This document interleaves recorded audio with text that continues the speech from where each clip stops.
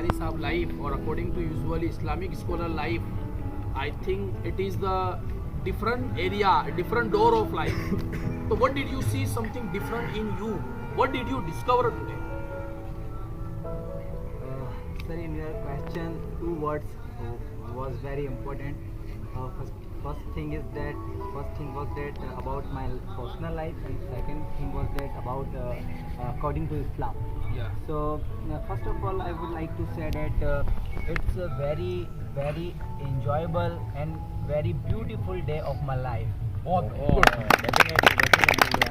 I didn't pass this kind of day in my life. Oh, first time? First time. It's I was saying, I was telling to our Mustaqim bhai couple of minutes about it, that it's enjoyable and best life of best day of my life today. So because if I talk about our activity, just like cricket, our swimming pool activity, swimming and badminton, many things we played here. I didn't play many kind of games in my life in one day. Okay, Yeah.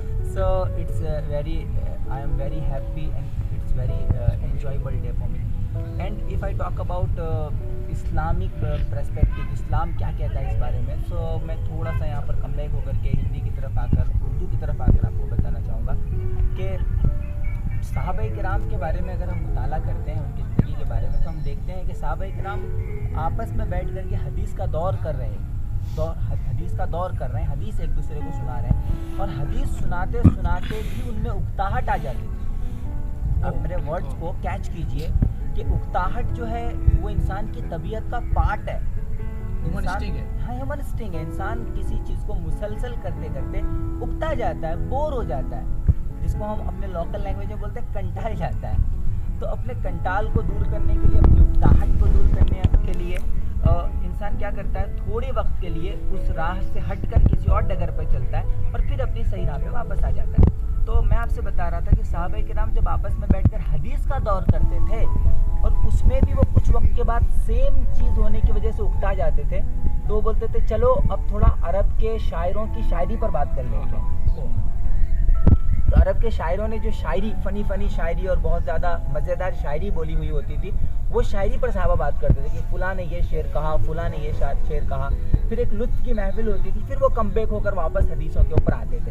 मैं इसे बताना ये चाहता हूँ कि हम सब routine life जीते हुए, ज़िंदगी में एक जैसा जीते हुए, थोड़े वक्त के बाद थक ज़रूर जाते हैं, बोर ज़रूर हो जाते हैं। तो फिर वहाँ पर ज़रूरत होती है एक ब्रेक, एक ऐसे मोमेंट की कि भाई थोड़ी देर के लिए हम ट्रैक से हटें, थोड़ा एंजॉय करें, धमाल मस्ती करें, खेल कूद करें, फिर कमबैक होकर अपने काम पे लग जाएं। तो इस तरह का जो डे हमने आज सेलिब्रेट किया है, कि हम सब की ज़िंदगी में वक्तन फ़वक्तन आते रहना चाहिए, ये हमें दोबारा जो है चार्ज कर देता है, चार्जअप कर देता है, और फिर से हम अपने मिशन की तरफ लौटते हैं और पूरी क़ुव्वत से फिर अपनी गाड़ी को अपनी ही पटरी पर दौड़ाने लग जाते हैं। तो ये उसी तरह का एक दिन था जिसको हमने सुबह से शाम तक अच्छी तरह से एंजॉय किया।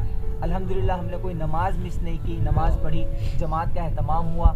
और मैं एक बात अक्सर कहता हूँ, मैं यहाँ पे भी कहना चाहूँगा कि मैं उन लोगों में से हूँ जो लोगों को ये दर्स देना चाहते हैं, लोगों को ये जहन देना चाहते हैं कि शरीयत की एक बाउंड्री है, उस बाउंड्री के अंदर रह करके आप जितना एंजॉय कर सकते हो करो, उस बाउंड्री को क्रॉस करके आप एंजॉय मत करो। तो उस बाउंड्री के अंदर रहते हुए हमने जितनी अच्छी तरह से इस दिन को एंजॉय किया है, ये लम्हा बार बार आना चाहिए।